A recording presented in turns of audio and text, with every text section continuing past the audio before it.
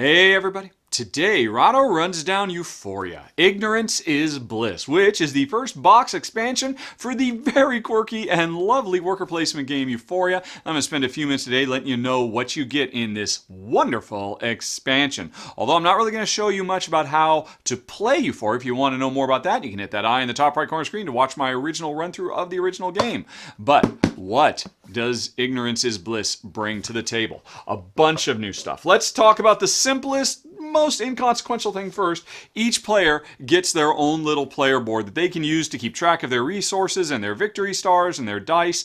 And now you can keep track of your morale and your workers' intelligence here instead of doing it on the main board. I assume this is here because if you're playing at a higher player count, the hearts and intelligence markers might start falling all over, so everybody can keep track of it locally. That's cool, that's fine. No, I'm not really worried about that. Although one thing is, because we've gone with this, we no longer need these trackers in case we have 1, 2, or 3 of a given resource because we're running low, because in the expansion, we get these big monster tokens. Here's a regular one and here's one of the mega ones. So you can use these to stand in for multiples, and it's just kind of fun to have them, these big gigantic lightning bolts, which dwarf the little tiny lightning bolts, so that's kind of fun. But anyway, so that's just some new components, no big deal.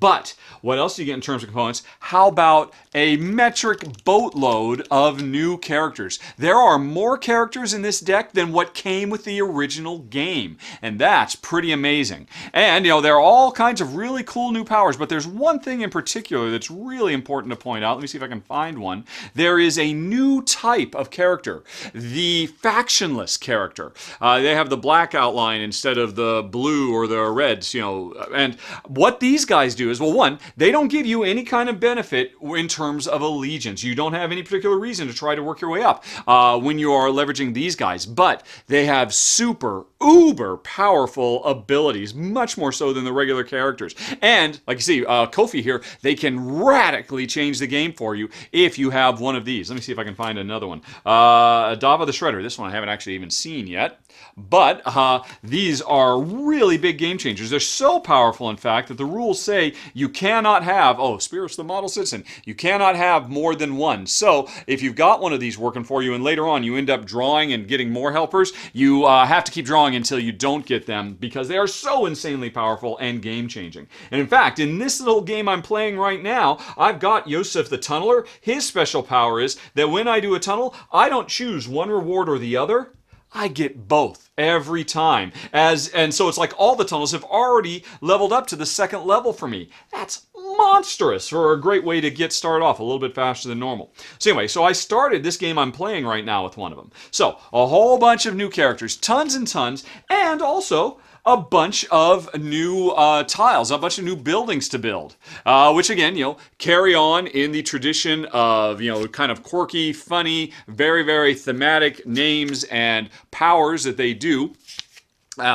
Really, really cool, interesting ideas. Apparently, a lot of the ideas for these new buildings and new characters actually came from fans of the game. Stonemeyer actually, just took a lot of feedback and incorporated a lot of those ideas. So that's really, really awesome too. Although there's an interesting thing. If you want to play with the new buildings and the new characters, they do not mix and match. You either play with the original ones or with the new ones, because there are some ideas in these things that are incompatible with the old game. So that's a kind of a little bit of a bummer. It'd be kind of nice to be able to mix and match them, but I'm sure for balance reasons that just doesn't make sense. So, bunch of new characters, bunch of new buildings. And so you might think that's the big ticket item here. Tons of new characters, tons of new buildings, tons of interesting ways to keep the game fresh and exciting and different. But that's not the showstopper for my taste anyway. It is the fact that we can now get a solo game because automas have been brought into Euphoria. The way it works is if you're going to play solo, which is what I'm actually doing right now, I'm in the middle of a solo game, or if you want to play a two-player game, you can bring in automa number 1 and 2, the black and the white leader, and we are trying to beat them. They are racing us to score more points and beat us to the punch. And the way it works is the black and the white leaders share this automa deck that lets them know what they're going to do every round.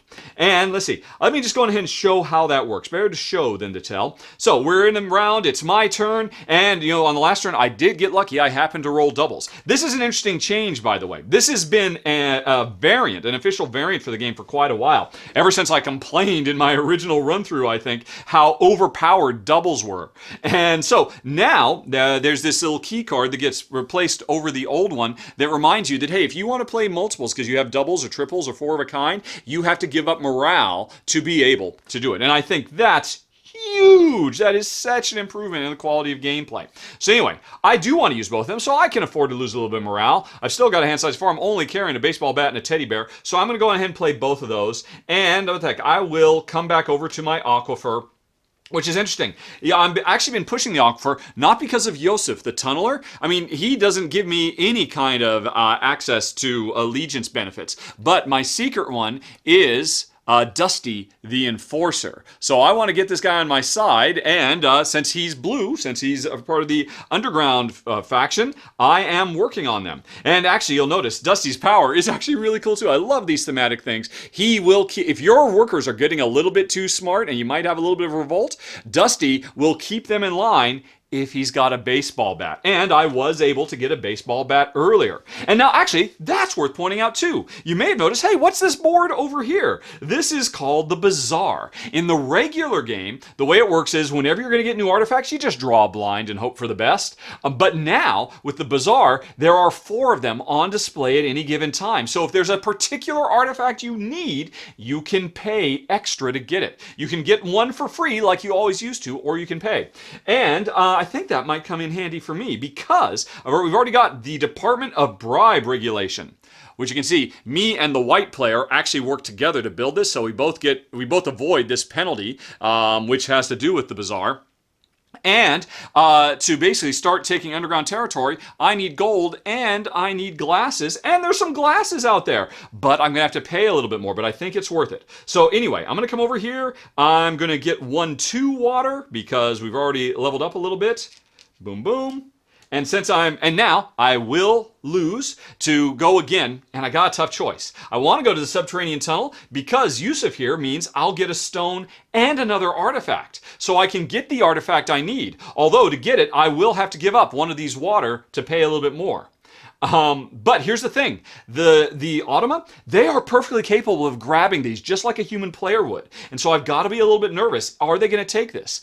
Now, the interesting thing is, I don't really know right now what the Automa are capable of because they've got this deck that they play through several times over the course of the game, but over the course of the game, more cards that were set up randomly as part of setup get seeded into their deck. So while I might think I know all the particular moves they're capable of, they might surprise me as they get bigger and smarter and access to better and better cards.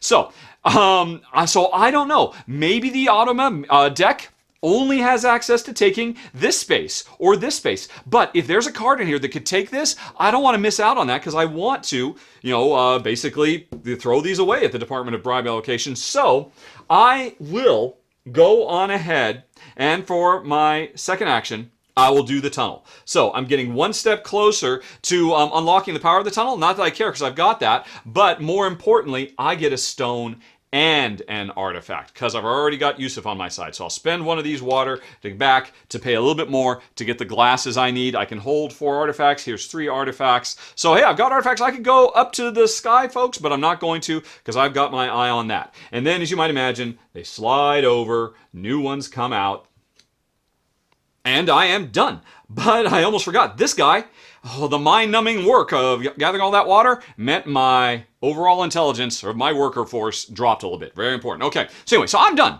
And that's pretty normal, the way Euphoria works. But now it is time for black and then white. How does that work? Well, what happens is I draw a new card for them from their deck. And this old card goes into their discard pile. This one slides over, and the new card I drew gets added. And now these combination of cards tell me what the black player is going to do and the white player is going to do in order. Oh, and they're also going to indicate when the automa will snag cards out of the bazaar, which I forgot to do right now, but I will get to that in just a little bit. Now, what the black player wants to do is go mining in his own faction. As part of setup, each of the dummy players gets a faction that they have allegiance towards. The black player is with the Wastelanders, the white player is with the Icarites. And as a result of that, they have been kind of pushing an Icarite and a Wasteland agenda over the course of the game, just like a normal human player would. And it's interesting, by the way, the black player is in a bit of a bind right now because the white player and I built the Department of Bribe Regulation together. Oops, this should be over here like this. And that meant, since the black player is in here, the automas, they do not suffer the penalties that a normal player would. Instead, the penalty they suffer is their allegiance card flips over when they have any kind of penalty for a building they didn't build. And if they ever roll sixes, the sixes get locked up here and they can't use them with regular worker placement. So, black's got to worry about that. White is doing okay because he and I worked on this together. So anyway, black would like to go mining in his own zone. That's what this symbol is. And then after that's done, white would like to go harvest resources in the Euphorian zone, which is to say white would want to go over and occupy a space here. Now, that's what they would normally do. And I can get an idea for what they're going to do next round because I can see on the next round, black is going to want to do something with the Icarites and white is going to want to do something in his own area, but I won't know until their next go when I draw another card and see what happens. So there's this really cool thing where, just like human players, where you're trying to anticipate where you think they're going to go, you can anticipate what your opponents are going to do because you can see it right there. Really clever system. Now, here's a problem for them. At the beginning of a solo or a two-player game where you're using the automa, they actually start with all 4 of their dice right out of the gate, unlike human players who start with only 2. But usually, they will only use 3 of their dice and then recall. The only time they will ever use a 4th die is when they get an opportunity to build.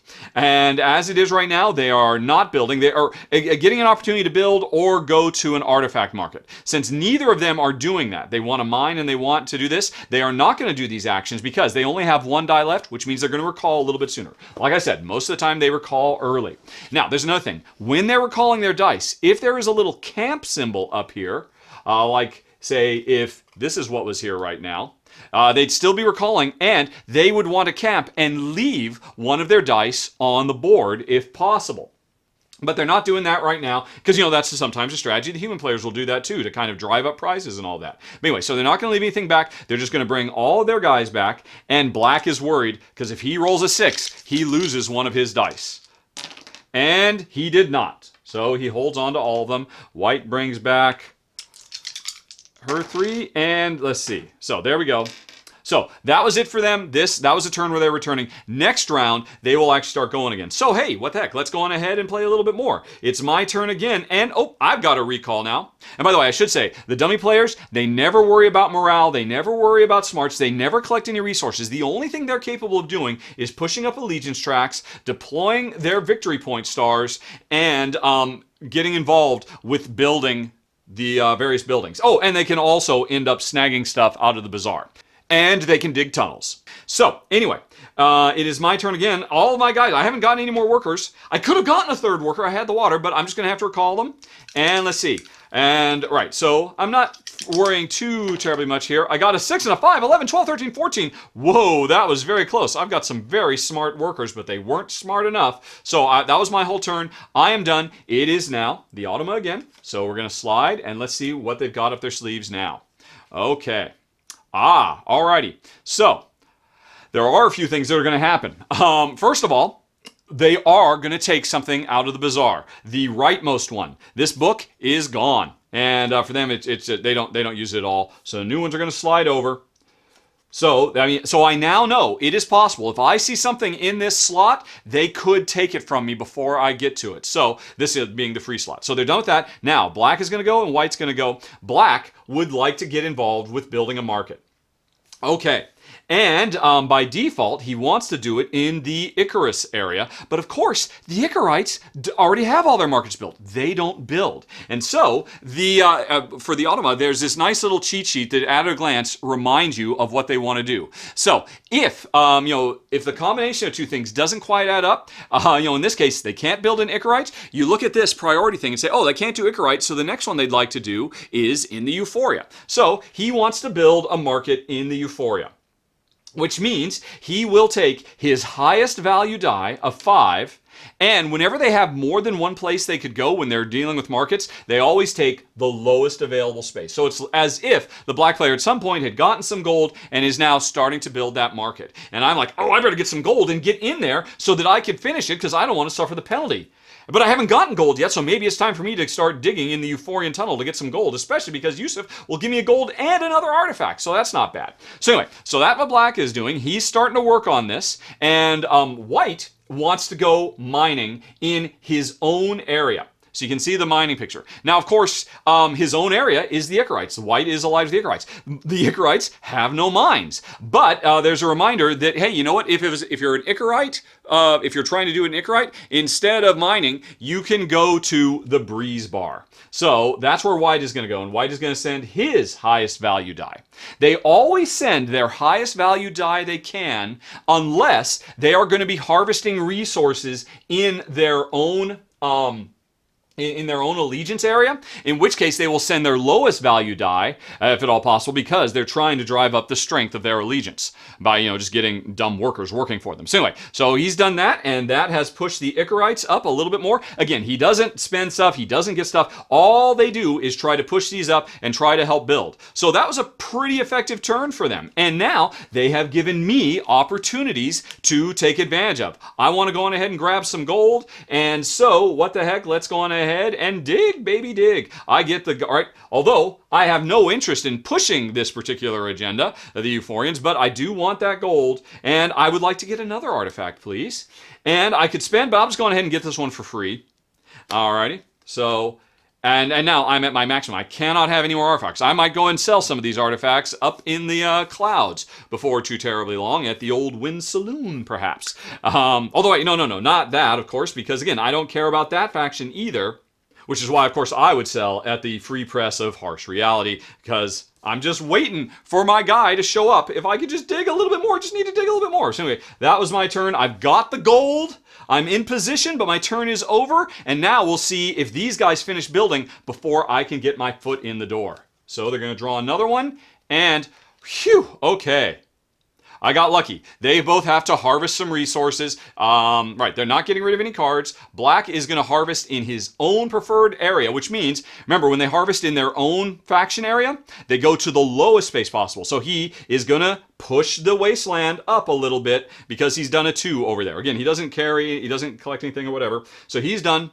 And the white is also harvesting in the Icarus, which happens to be his own. So he is also going to send the lowest, which again pushes the Icarites up that much quicker. Icarites are definitely on fire, and so they are done again, which means I have my shot. I can get in here and spend that gold, and Black and me together are working on, what is it? The Lottery of Diminishing Returns. I just love the thematic storytelling in this game. We get our guys back. And oh, he rolled a 6!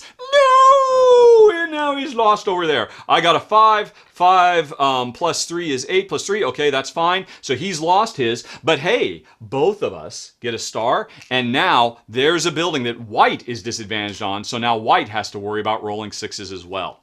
Okay, and in the future, these guys are capable of starting to work on builds or, working on, going to the artifacts places specifically to grab territory like a normal player or to get themselves in where they need to go to lose their disadvantage. They can function pretty much exactly like a human player and make all those strategic moves based on what their deck is going to tell them to do, which is also based on how their deck will grow and they get access to more strategies as the game continues. So that was very cool for me. I've got 2 points out there. I'm not suffering any of these penalties. Both of them are suffering a penalty. Hurrah! But, before too long, they might muscle in on me as well. Now, I think there's probably one more thing that's worth mentioning as well. It's a kind of a minor thing, but kind of important.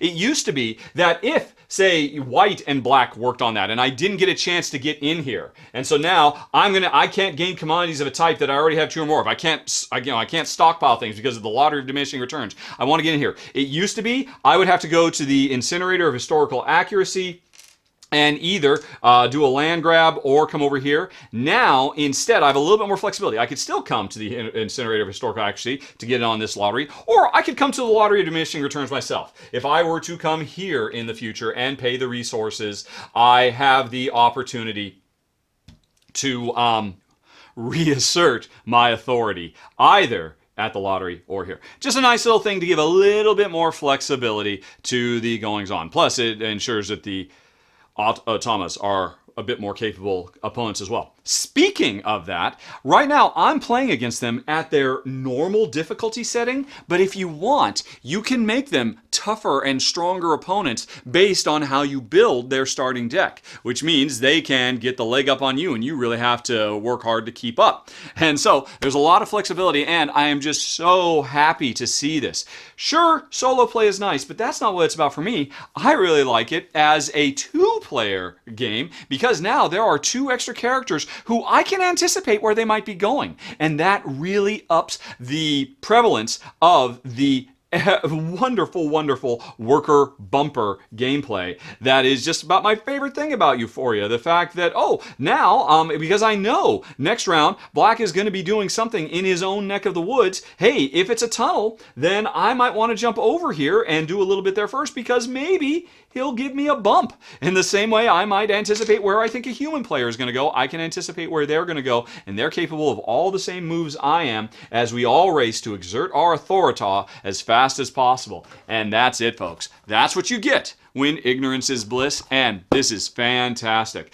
Like I said, I am really been impressed by these cards. I've seen there's so many of them, but the Automa, it's a wonderful, wonderful implementation, once again, from the Automa Factory, or the Automa Factory. These guys are doing very good work, making solo play available in more and more games, and really upping the depth and complexity and richness of 2-player gaming as well. Absolutely adore it. Now, bear in mind, if you want to play 2-player without these, there's one more change. I totally forgot. Stickers! Which some people might be bothered by, but the game comes with this set of stickers. I totally forgot. It changes setup. I've already applied them to each of the 3 mining tracks. It used to be, this is just a whole big dead no man's land of stuff, and it just says start here. Now it says have the miner start here if it's a 5 or 6-player game. If it's a 2-player game, have it start here. So the mining is really kickstarted. If you're only playing 2 players and you're not playing with Automa, it takes a while to get these completed. Now you can get them to the really cool, big, exciting actions